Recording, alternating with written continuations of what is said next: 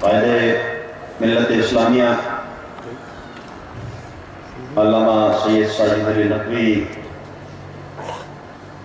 قابل قدر علامہ محمد رمضان توقیف صاحب مرکزی نائب صدر، قابل قدر علامہ عارف حسین واحدی صاحب مرکزی سیکریٹری جنرل، قابل قدر علامہ شبیر حسن میسمی صاحب مرکزی رہنما، قابل قدر آغا عباس رضوی صاحب صوبائی صدر، آغا سید اکبر شاہ، آغا سید حسن نوسبی جو بلتستان سے تشریف لائے ہیں، تمام حضرات کی خدمت میں اگرچہ آپ تعزیت کے لیے تشریف لائے ہیں، لیکن قائد محترم حقیقت میں آپ تعزیت کے لائق ہیں، اس لیے کہ آپ کے پروردہ تھے۔ شیخ غلام حیدر نجفی جس زمانے میں زیر تعلیم تھے نجف اشرف میں، نجف اشرف کے تمام مراجع اعظام قدر کی نگاہ سے دیکھتے تھے علامہ صاحب، اور یہی توقع تھی شکل حیدر محمد علی سے کہ وہ ایک علمی گھرانے کے فرد ہونے کے ناطے وہ کردار ادا کریں اور اس حدیث معصوم کی روشنی میں جب جئیں تو فخر سے جئیں اور جب دنیا سے جائیں سب کو سوگوار چھوڑ جائیں۔ یقیناً قائد محترم آپ سے ہی درس شفقت لیتے ہوئے محمد علی نے دھیمے الفاظ میں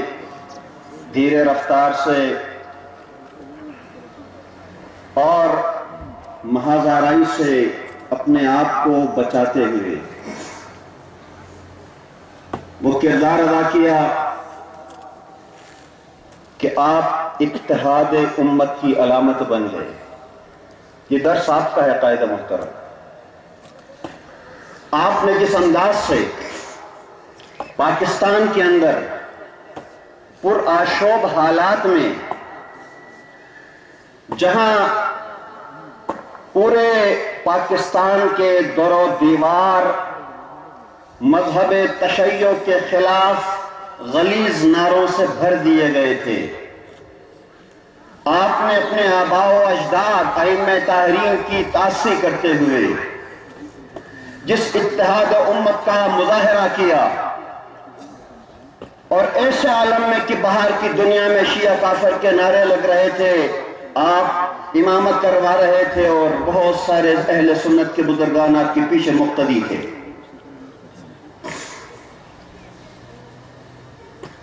اور یہ اتحاد امت جو اسلام کی بنیادی شناخت بھی ہے، میں اپنے جملات یا اپنے تاثرات بیان نہیں کر رہا،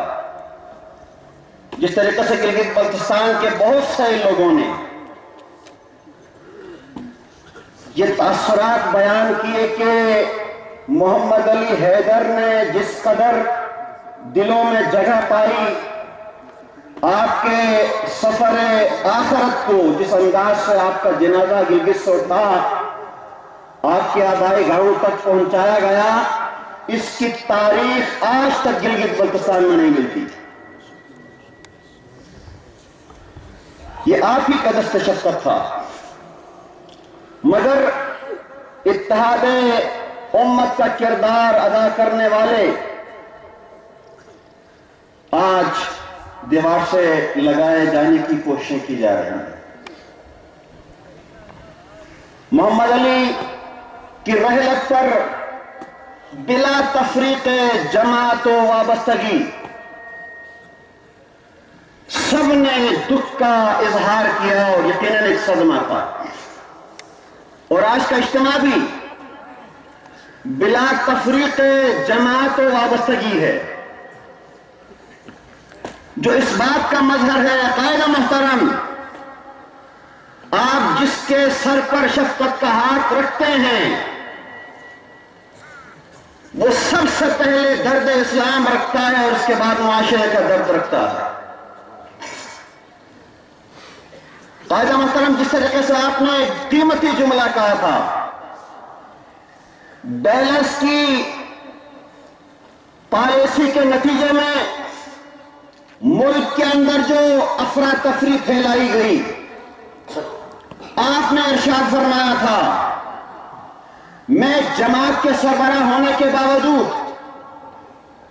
امت مسلمہ کے وسط میں رہنے کے باوجود، صاحب قوت و قدرت ہونے کے باوجود، اس فاسد نظام میں آپ ایک کلمے کا جواب نہ پا سکے۔ وہی کچھ صورتحال گلگت بلتستان میں بھی نظر آ رہی ہے۔ مذہب اور فرقے کی بنیاد پر اقدامات کیے جا رہے ہیں۔ قائد محترم، میں آپ کے گوش گزار کرنا چاہوں ایک حقیقت۔ جنگ اول اور جنگ دوم کی بنیاد کیا تھی سب جانتے ہیں، اس کی تفصیل میں جانا مقصد نہیں ہے۔ آج بھی جہاں سی پیک اس خطے سے گزارا جا رہا ہے، اس کا گیٹ وے، اس سی پیک نے بہت سارے چیلنج اپنے بقا کی جنگ لڑنے والے مملکت خودآزاد پاکستان کے لیے ظاہر کر دیے۔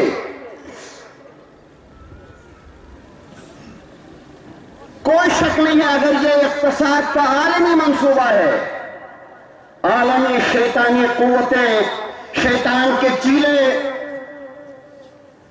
اسے خراب کرنے کی کوشش کریں گے۔ مجھے تعجب ہوتا ہے کہ گلگت بلتستان میں اتحاد امت کا کردار ادا کرنے والے افراد کو فورتھ شیڈول میں ڈالا جا رہا ہے،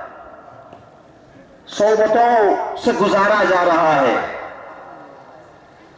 جن کی ضرورت ہے کل، جنہیں استحکام پاکستان کے لیے جن کی قربانیاں ہیں، ان قربانیوں کے باوجود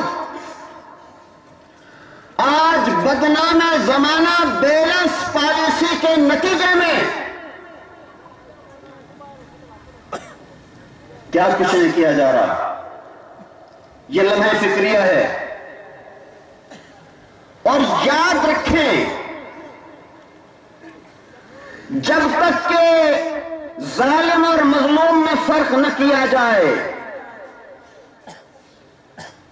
معاشرے میں افراتفری قائم رہتی ہے۔ کچھ واقعات میں اس خطے نے لاشیں اٹھائیں، انہیں واقعات کے غم و غصے کی کیفیت میں کچھ لوگوں کو صحیح سلامت ہمارے اکابرین نے، اس وقت کے وزیر خزانہ نے بھی اپنی سربراہی میں کچھ لوگوں کو حکومت کے حوالے کیا، مگر آج ظالم و مظلوم میں فرق نہیں رکھا جا رہا۔ ظالموں کو بھی سزا، مظلوم کو بھی سزا۔ اے قائد محترم، میں آپ سے آخری جملہ یہ کہوں گا، ہمیں آپ کی قیادت پر فخر ہے۔